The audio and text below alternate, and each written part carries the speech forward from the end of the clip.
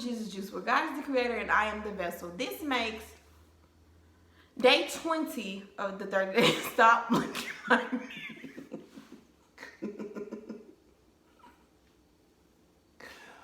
You have to be neutral. Stop looking so blank. So recently I discussed the importance of God and marriage because I'm married and God's important, and I felt the need to share the insight of marriage couples because at a young age, we're only 27. Well, it was young at one point, but now very old. And it's not a lot of healthy God-fearing marriages that I know of. So I brought my husband in to get his opinion, or the best opinion that I can get out of him to better my video so it won't be one-sided. It'll be his side and my side, but we are one, so the opinions matter. So the first question, why did you get married? That was your question. You're the only other person in here. Oh, right. It don't take months or years or etc. to figure out if you want to spend the rest of your life with somebody. No, this is no shade to people that's been engaged or I guess together for X amount of years, months, or whatever floats your boat. But it doesn't take that long. If you're with someone, you know, I give it, I don't know, me, the first 6 weeks or first 90 days if you can see yourself with that person. For me, it was a little different. Once I got with my wife, relationship-wise, I experienced stuff I never experienced when it comes to someone that actually cares and someone that was doing things that I've never had done for me, whether it was small things such as cooking every now and then. I definitely don't do that no more. And then that's another thing. Once you get married, a lot of stuff that she did to get you, it stops. I.e. cooking and etc. But a lot of stuff I knew right off the bat that I couldn't pass this up. When it came down to caring, when it came down to doing things that as a girlfriend that she would be doing as a wife, when it came down to working as in having my stuff laid out, when it came down to having a house situated and taking care of the house and etc. etc. So that was it for me. That was a deal breaker for me. And another thing would probably be, yeah, that was it. Get that part out. I forgot what I was going to say. I'm not. You married me because I can clean up? I forgot what I was about to say. No, it was more than that. It was more, like I said, it was more of the way that you took care of the house, the way that you took care of me, the way that you took care of the kids without a ring on your finger. So if I seen and experienced the thing that you did as a girlfriend, I knew as a wife it would be that much better. So I did it, I wifed her, and here we are. I got married because, okay, typical black woman. Shade is shade. We are independent. We don't need nobody. That is our state of mind. We've made it this far. What's your purpose? What do you bring to the table? I met my husband and I felt like for the first time in a long time, I could honestly, waiting to exhale started to make sense to me. I could actually exhale and know that I wasn't being judged, or he wasn't gonna hold nothing against me, or I can be my full-blown goofy self without being like, you childish or anything of that nature. I can fully be myself. And not to mention how I dealt with a lot of frogs in the past. So when my husband presented himself to me, I knew I had to step up too. So it was a challenge for myself when I knew, like, okay, I gotta be equivalent to what he's bringing to the table. So it urged me to do better, and it urged me to go forth and do more things and make my dreams bigger, because he was bringing the whole table. And I was like, okay, well, I just can't be here with a chair. Let me step up and go above and beyond for him too. And I felt safe. That was a big thing for me. What made me say yes was I was safe. I knew he wasn't betraying me any type of way. Nobody else had his attention, because I looked high and low, left and right, looked everywhere, found nothing. Might have fooled myself, but that's beside the point. I knew I was safe, and I knew when he came to me, I had to step up. It wasn't like I was chilling and I just could be around, not making no goals or doing nothing. He had stuff set in his mind that he wanted to accomplish, and I wanted to be that equivalent part of him. Now, 4 years later, we have been through the most trials that a marriage can experience, but we haven't broken. And the reason we haven't broken is because I pray a lot. Like in his line of work, law enforcement, bounty hunting, I have to pray. Even when your husband is not doing anything that's dangerous to their life, which he wants to do. Anyway, even if you flip burgers, you still need to pray because that's your spouse. And the enemy hates marriages. He hates it. He hates bondage. He hates the fact that you can be with somebody and build on Christ. Did you know that? That the devil don't like marriages. Yeah, I figured it out the day before your wedding. Oh yeah. We got stuck in a storm the day before our wedding. But once I realized us together was something that made the enemy upset, that's when I also knew, like, okay, you know we're something great together, so that's why you feel pressed to do stuff, attack our sickness, attack our finances, or anything of that nature. But all that really did was strengthen us. All that did was build us up to make us know, like, okay, we've been through this before, we've hit hard times, so nothing really can break us now. Like now, I don't think it's really nothing the devil can throw our way, because we got God.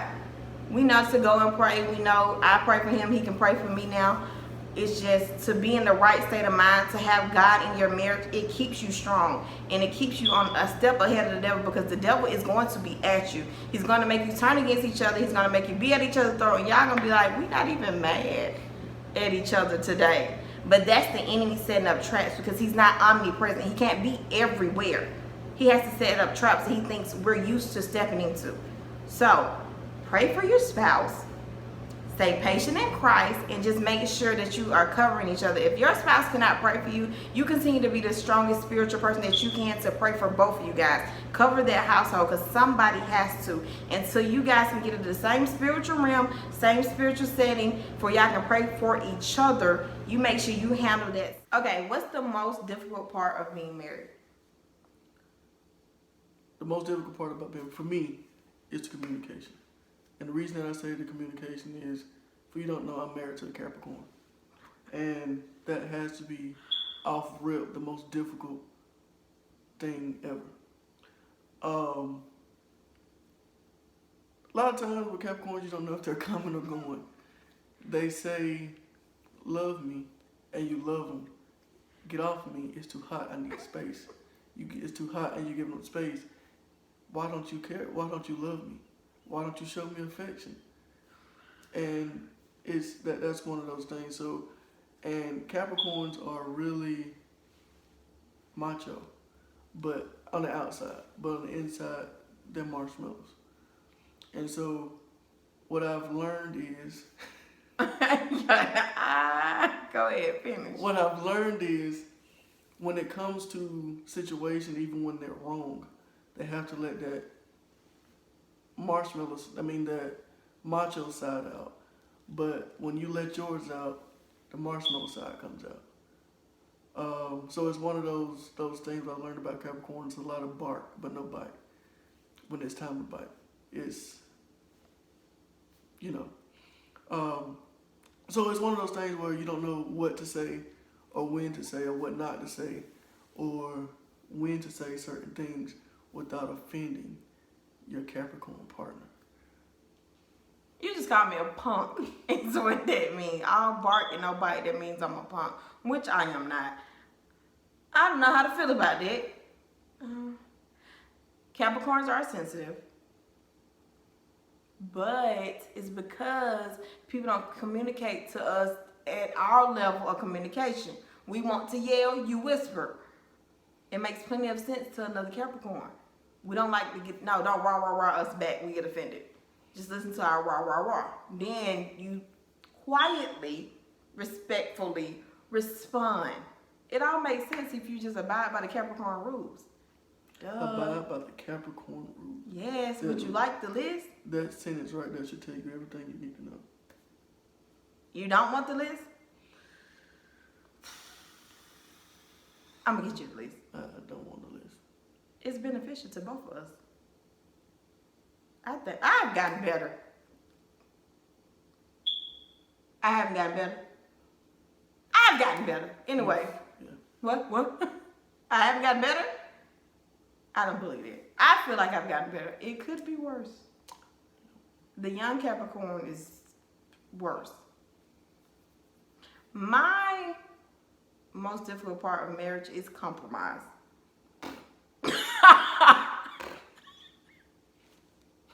Mine is compromise because it's a possibility, a very, very, very small possibility. I may be a tad bit like 3% spoiled. Please. Like 3%, like maybe not even 3, maybe 2% spoiled. Plus 50. 2% Plus 50.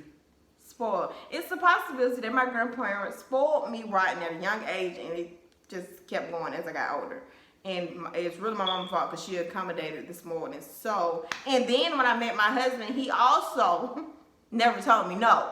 So, with that being said, if he has a problem with it, it's his fault. Let me tell you something. There's way your level of spoiled and brattiness is to a whole different level.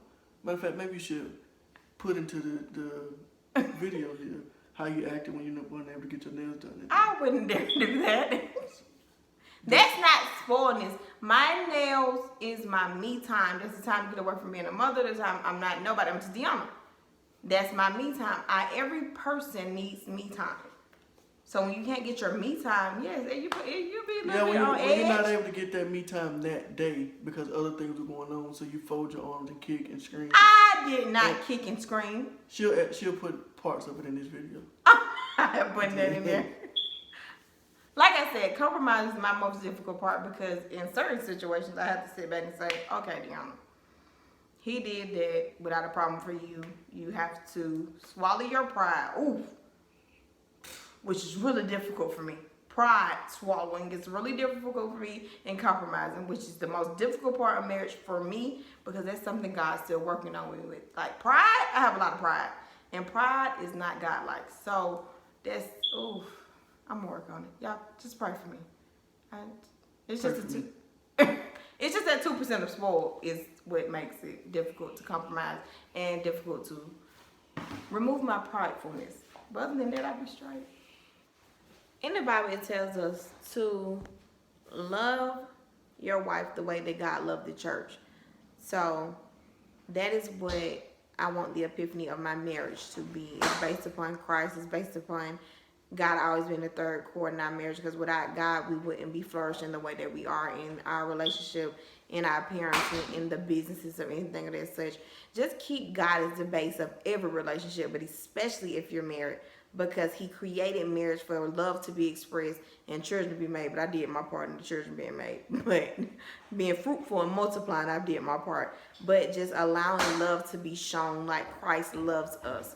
We should love our spouses. We should love our children. We should love our family in the way that Christ loves us. Meaning Christ doesn't stay mad at us. Christ doesn't blame us for things that we do wrong. He is consistent in love and showing us love and making us feel safe and fulfilled in his presence. So in everything that you're doing, make sure you're showing love. Because the love that I have for my husband is unconditional. No one can intertwine or intervene anything or say anything to make me say, oh, okay, I no longer love my husband. It's nothing that anybody can say. It's only me, my husband, and God. That's it. There's no other opinion in our marriage. There's no other opinion in my head or in his head. That is the 3 basic parts of the marriage. And God is the main accord in that marriage.